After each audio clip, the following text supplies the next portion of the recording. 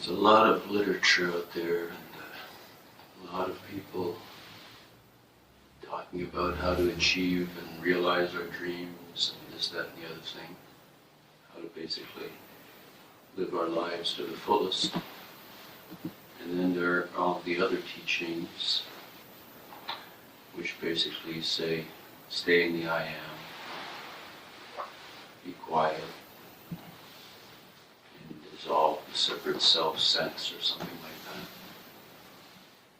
And so there's, for me, sometimes a dilemma between action and non-action.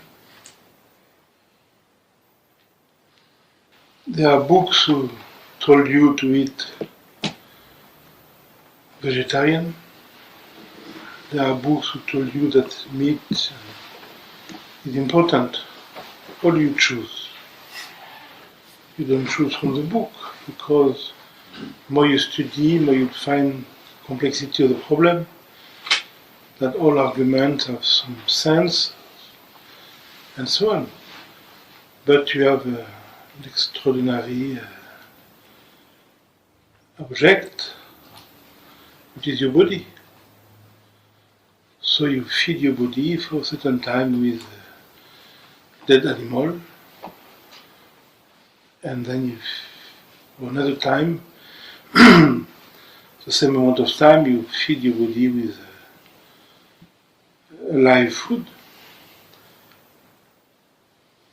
You let your body free of your own opinion, which relate only to your ideology, how you were brought up, your conviction, your intelligence, your stupidity, your knowledge, and so on.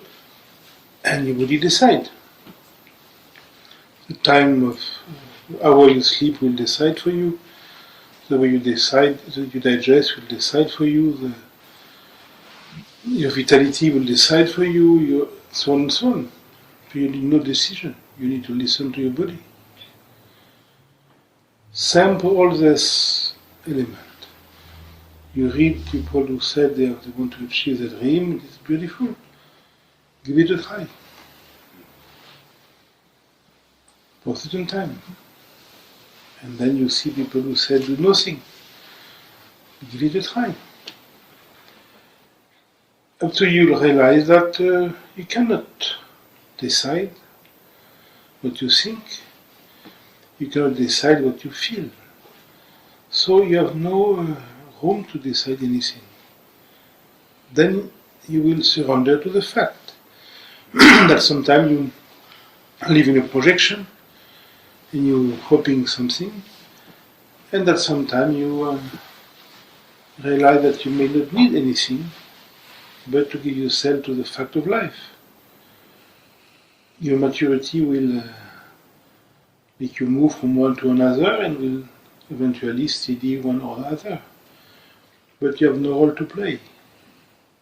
You cannot decide your intelligence, your maturity, your sensitivity.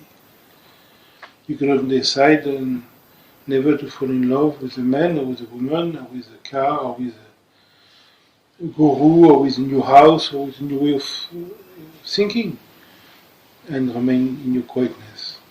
What can you decide? Nothing. So you surrender to life. Decision has no role to play in life. It is a pure fictional idea.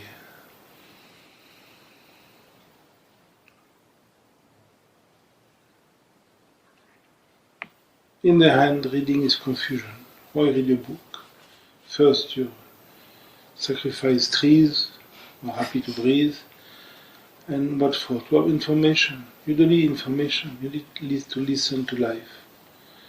This you'll never get in a book. Save your money for something of intelligence, like art.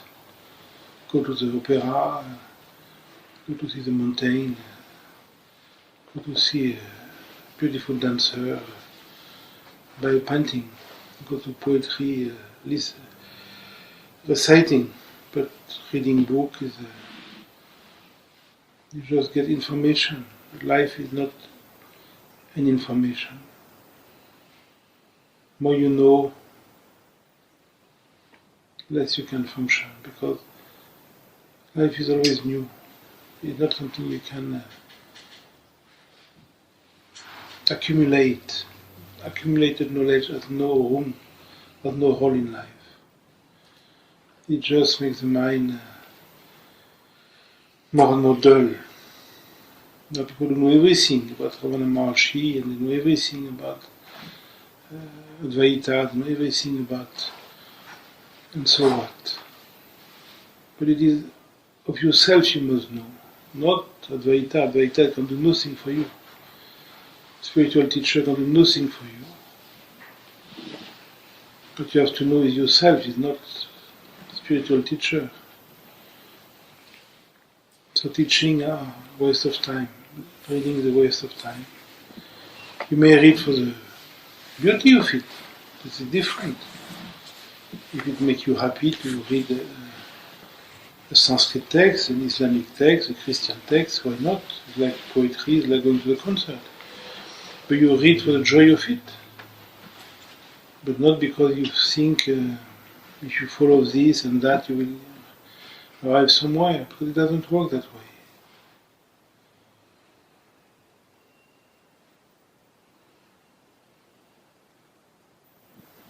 See you functioning. You want to acquire something. Any direction you go away from yourself. You cannot come closer to yourself by doing. You can only go away. There's no way to come back. Any thought take you away. Any feeling take you away. Any action take you away. This is what so-called spiritual teachers are trying to say. Whatever they say, that's what they mean. You may see it in a religious way, you may see it in a ritual way, you may see it in a metaphysical way, but in the end, the only thing they say is that see that any direction you go, you're going away of yourself. Because you're not a direction.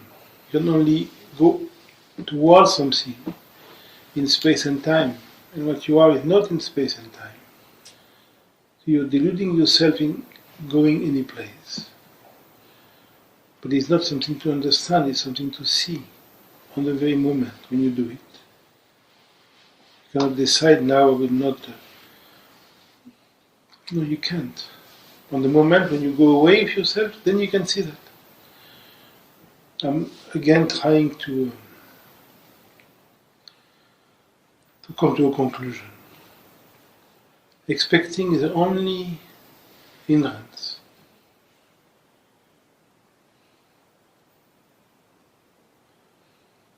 And it must come very deep, this seeing.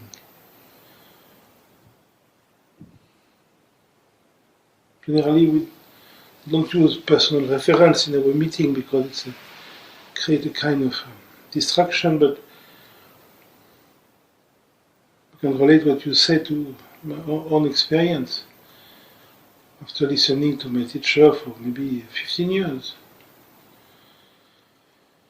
One day I come to him and I said, it's 15 years I'm going to your seminars and whatever you told me to do I've done. The yoga you taught me I've done. The way of eating you taught me I've done. The way of thinking I'm trying to do what I can. The way of anything you told me to read I've done. And I realized that nothing has changed. I'm as stupid, I'm aggressive, as expecting, as totally insane as 15 years ago. And then he looked at me in a very cold way. And he said, I see, you're still expecting. But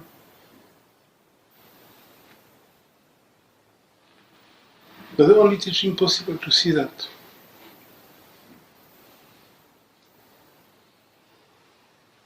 Any expectation take oneself away of life.